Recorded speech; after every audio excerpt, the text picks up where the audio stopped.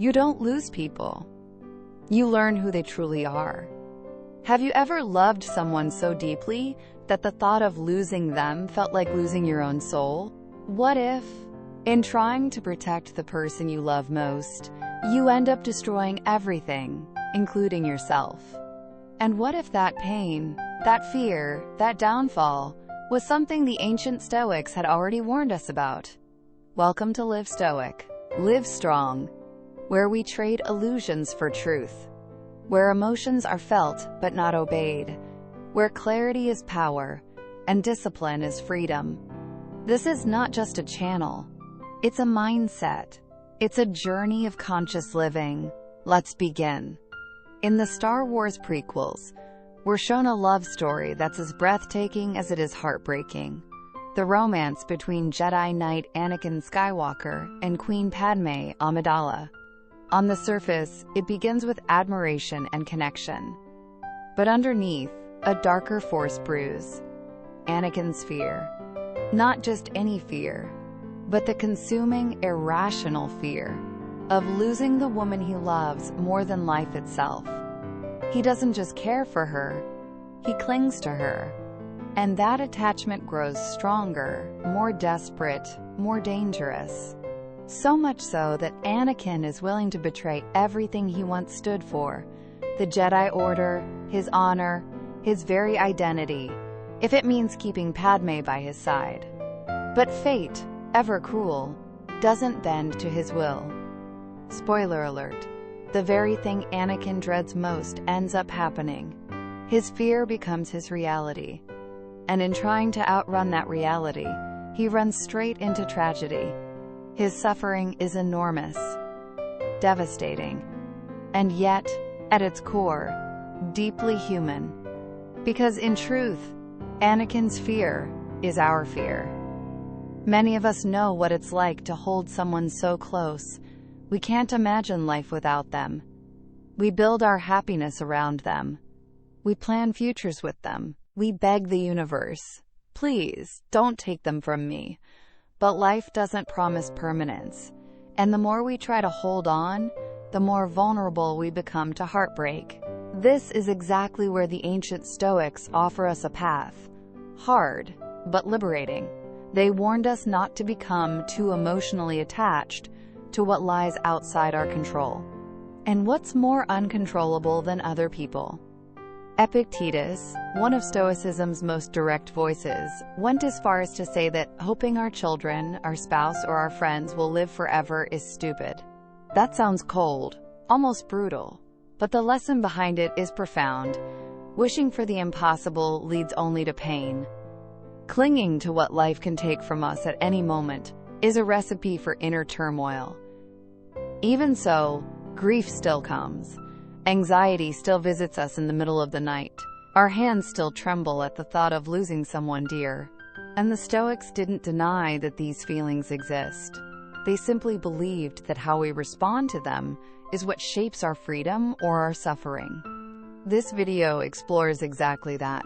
How Stoic philosophy sheds light on the emotional chaos of loss, love, and the aching pull of attachment. It challenges what we've been taught, that strong emotional bonds are always good, always noble. But are they? The truth is, emotional attachment varies in intensity. Some attachments are light and warm, like a gentle breeze. Others are overwhelming, more like a storm. We might start with admiration or affection, but left unchecked, these feelings can grow into obsession, possessiveness, fear. We start wishing the person never leaves. And the moment they're with us, we begin dreading their absence. This cycle is emotionally corrosive. The more dependent we are on someone's presence, the more we hand over control of our well-being to them, to time, to fate. Our joy becomes hostage to circumstances we can't predict or manage. And fate, as the Stoics remind us, is not always kind.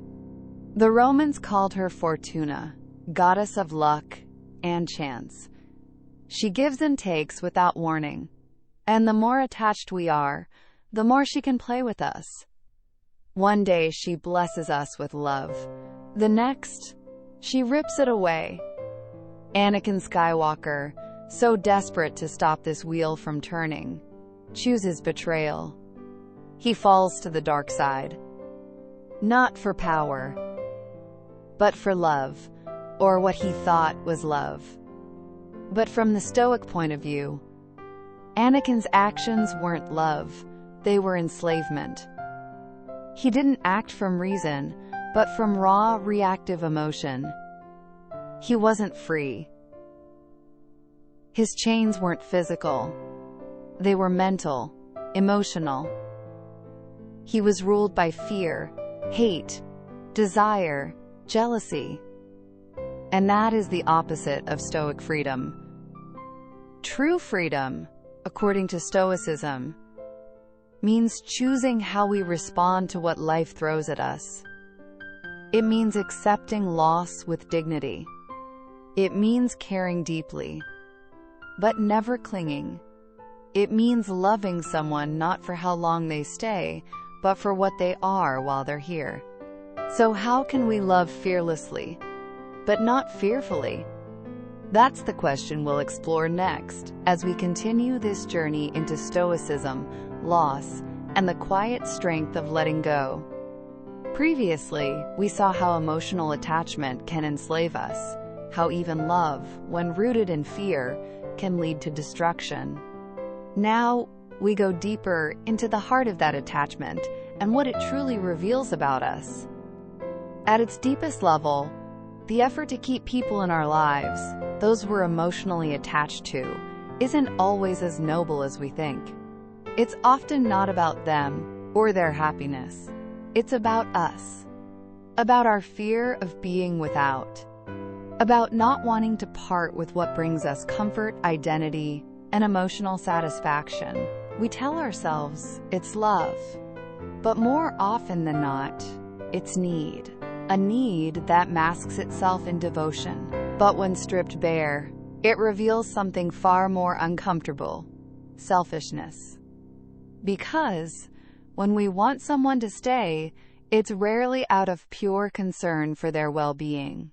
It's because we don't want to feel the emptiness their absence might leave behind. We grip tightly, not to protect them, but to avoid our own pain. This kind of desire clouds our judgment. It twists our priorities. As Epictetus warned, once we believe something stands between us and what we want, we begin to hate it, blame it, curse it. And history, fictional and real, gives us plenty of painful proof. Take Anakin Skywalker again. He doesn't simply fall to darkness because he was evil. He falls because he was consumed by selfish longing. In trying to hold on to Padme, he becomes capable of horrific things: betrayal, murder, destruction, all in service of a desire he believed was love. But that was really fear disguised as devotion. Epictetus once said, "Its nature is to love nothing so much as its own interest. This to it is father and brother and kinsman and country and God." He meant that when our self-interest is threatened, even by the divine, we rebel. Some will even turn against the gods themselves. When Alexander the Great lost his beloved companion, he ordered the temples of Asclepius, the god of healing, to be burned. Grief didn't humble him. It enraged him. His loss became war against the divine.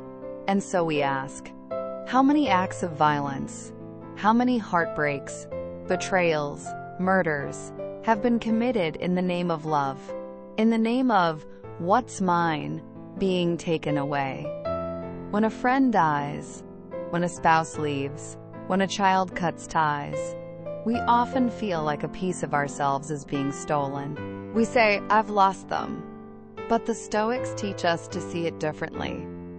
What if, instead of losing, we are returning?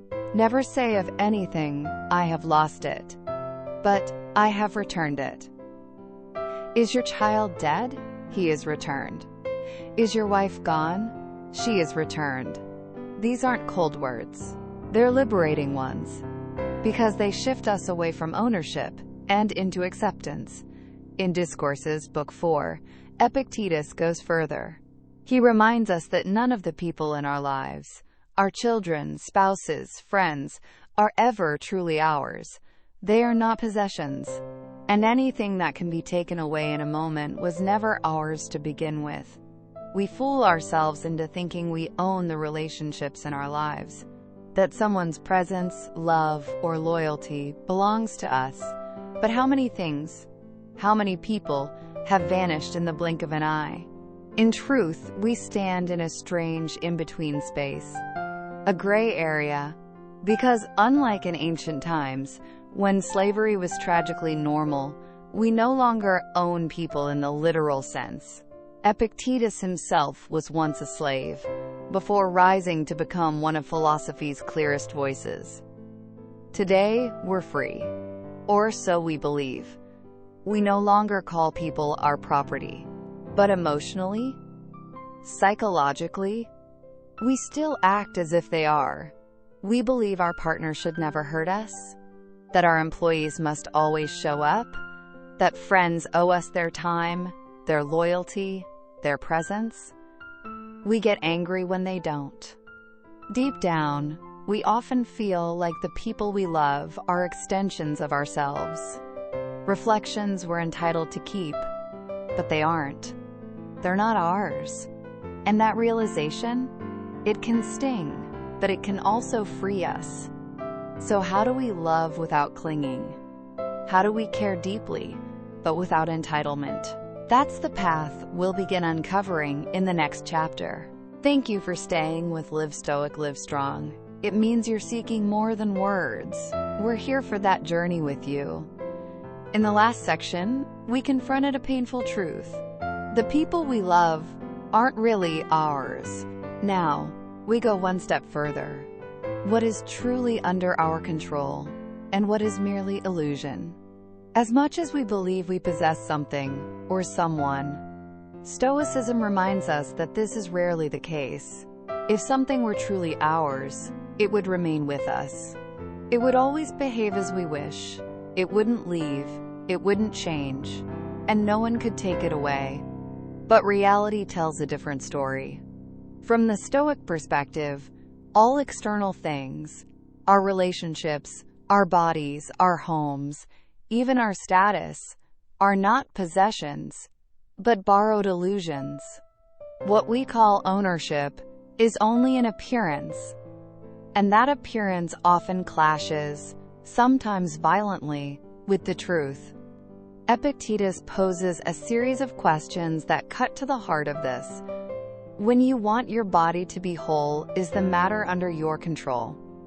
No, it's not. And when you want it to be well? Still, no. And to live or to die? Again, no. So then he concludes, your body isn't yours. It is subject to anyone stronger, to the forces of nature, to illness, to age, to fate. And what about your property, your land, your home, your clothes, your horses, your servants in ancient times? None of it truly belongs to you. And what of your loved ones? Your children? Your wife? Your friends and family? As much as your heart may scream, they are mine. Epictetus says no.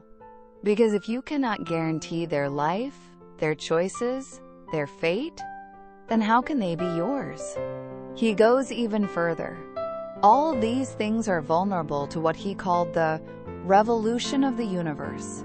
Everything outside our inner reason is spinning in a cycle of change beyond our command.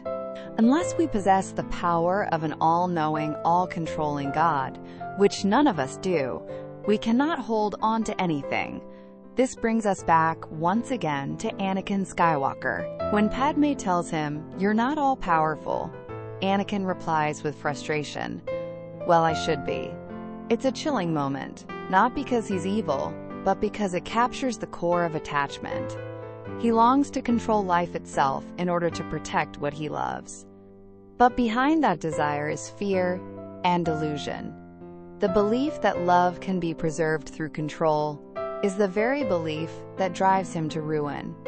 And in our world today, we still cling to that same illusion. Romantic love is often portrayed as passion, fierce, all-consuming, beautiful in its chaos. We celebrate being madly in love like it's the highest human experience. We crave intensity. We call it magic. But the Stoics viewed passion not as magic, but as danger. They broke passions into 4 primary types: pleasure, appetite, distress, and fear. And when we fall in love, when we attach deeply to someone, we often ride all 4 waves at once. When the one we love is near, we feel pleasure. When they're away, we feel appetite, the ache of longing. We fear they may leave or be taken from us, and if they do, we fall into grief, even despair. It's a whirlwind, a storm. And yet, from the Stoic view, the storm doesn't come from the world. It comes from within. It comes from irrational judgments. For example, is someone's physical presence inherently good? Not necessarily. Is their absence inherently bad? No. Is death an evil to be feared? Not to a Stoic. These are neutral events. It's our minds, our untrained emotion-driven thoughts, that assign value, that scream good when we feel joy, and bad when we feel loss. And so, we suffer, because our judgments are disobedient to reason. The Stoic path, then, isn't to suppress emotion, but to disarm it at the root, to pull it out by its thinking. They sought not numbness, but clarity. They taught us to meet each experience with rational understanding, not with stories we invent about what should be. So, if we can't possess people, if passion pulls us from reason, and if everything external is beyond our control, then what can we rely on? That's the question we'll begin to unravel next. Previously, we explored how our attachments to people and things are built on illusion. Now, we ask, how do we begin to let go? How do we train our minds to live without clinging? Epictetus doesn't leave us without guidance. His advice is practical, almost surgical in its precision. He tells us that we must train ourselves, starting with the smallest things. Not with grand losses, but with daily, trivial objects. A cracked cup, a broken pot, a torn tunic, a missing dog, a sick horse, a patch of land that isn't ours anymore. Begin with the most trifling things, he says, and then advance to your own body, your children, your wife, your brothers. Train your soul by loosening your grip, bit by bit. Look around you, examine everything, then mentally release it. Why? Because if you don't, your judgments, your invisible attachments, will take root. They'll intertwine with things not truly yours. And when those things are inevitably torn away, it won't just be the loss that hurts, it will be the ripping of your own identity with them. Let go. Not because you don't care, but because holding on will break you. And this is exactly the crossroads where Anakin and Padme stood. 2 people who loved each other, but lived within boundaries they couldn't cross. Padme, guided by reason, chose to honor those boundaries. She knew that as a senator, and he as a Jedi, love could not be acted upon. She wanted to do what was right, even if it hurt. But Anakin? He couldn't follow that path. He couldn't detach. In his own words, "You're asking me to be rational. That is something I know I cannot do.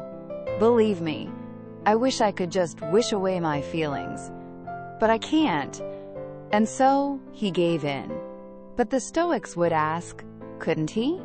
Couldn't anyone, with the right discipline, begin to free themselves from destructive attachments? The answer is yes. But it's not easy. Stoicism never promises that this inner freedom comes instantly. Letting go, Truly letting go takes time, effort, and daily practice. It's a lifetime's journey. Even the great Stoic sages, Epictetus, Chrysippus, Seneca, weren't immune to emotion. They stumbled, but they trained. One essential concept the Stoics acknowledged is the idea of proto-emotions. These are the initial, automatic responses that arise in the body before thought even kicks in. The flinch when something startles us. The tears that form when we hear devastating news. These aren't signs of weakness. They're human. Stoicism doesn't ask us to become cold statues. It asks us not to be ruled by the feelings that come after, those that spiral out of irrational judgments. Fear that paralyzes, grief that consumes, desire that blinds. Seneca, in one of his most profound letters, demonstrated how to walk this path. In 41 AD, after being accused of adultery by Empress Messalina, a charge many historians believe was false, he was sentenced to death by the Senate. Emperor Claudius, however, commuted the sentence to exile. And so, Seneca was sent to the remote island of Corsica, where he spent 8 long years in isolation. From exile, he wrote to his mother, Helvia, who was drowning in sorrow over her son's fate. His message to her was firm but compassionate. He didn't tell her to stop mourning altogether. Instead, he urged her to regulate her grief, to give it boundaries. Our ancestors, he reminded her, set 10 months of mourning for women who lost their husbands. They did not forbid grief, but they gave it limits. Seneca explained that endless, uncontrolled grief was foolish, but complete coldness was inhuman. The path of wisdom lies in balance, not in pretending not to feel, but in feeling, and then, gently, letting go. The best middle course, he wrote, between affection and hard reason, is to feel the sorrow and yet restrain it. A tender paradox. To grieve, but not be broken. To care, but not be enslaved. To love deeply, but without chains. So then, how do we live in a world of love, loss, and change without losing ourselves? That's the path we'll begin uncovering next. Previously, we saw how Seneca urged his grieving mother to balance her sorrow with self-mastery, not to erase the pain of loss, but to contain it with wisdom. Now we look closer at this middle way. Seneca didn't demand perfection. He didn't expect his mother, or anyone, to become a flawless Stoic sage, untouched by the death or separation of a loved one. Instead, he offered something far more human and more achievable: grief with limits. Do not make excuses to weep without end, he told her. Feel sorrow, yes, but don't be devoured by it. Mourn, but don't become mourning. This compassionate middle ground stands in contrast to the stricter ideal found in Epictetus's teachings, where the goal is near complete detachment. The wise Stoic, in Epictetus's view, remains undisturbed, even in the face of death or irreversible loss, calm, unshaken, rational to the core. But let's be honest, how many of us can truly reach that level? Seneca recognized this. He knew that most people, his mother included, aren't philosophers cloaked in stone. They're parents, children, lovers, humans. And humans grieve. That's why he didn't demand the total suppression of feeling. Instead, he suggested moderation, a gentler, more forgiving path for those of us still learning. A path where we can feel sadness, but also find a way forward. Yet even in this gentler path, Seneca did not let his mother off the hook. He gently but firmly placed responsibility in her hands. If she wanted to recover, not just survive, but truly heal, she had to take charge of her inner world. How? Through philosophy. through study, through the disciplined effort of reflection. This, he wrote, will heal your wounds and take away all your sadness. Not time, not distractions, not waiting for the pain to pass on its own, but engagement, with reason, with thought, with the wisdom passed down from generations before her. In his eyes, grief was not something to be escaped from, but something to be understood. And once understood, it could be shaped, contained, so it didn't consume the soul that carried it. This view transforms grief from a raging storm into a river, one that still flows, but within banks we choose to build. So maybe real strength isn't about never feeling pain.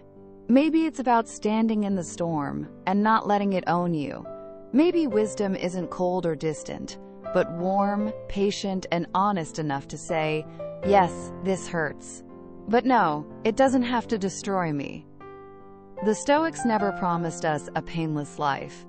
They offered us something deeper, the ability to carry pain without becoming it. To love, but not possess. To grieve, but not collapse. To live, but never forget that everything we hold can be taken in an instant. And still, we choose to love, to show up, to let go when it's time, not because we're weak, but because, as the Stoics knew well, the only true freedom is within. You don't need to control everything. Just learn to master what's always been yours, your mind. Thank you for your time. If one idea touched you today, come back next time. It may reach deeper. Don't forget to like, subscribe, and share this with someone who needs a quiet moment. See you in the next video.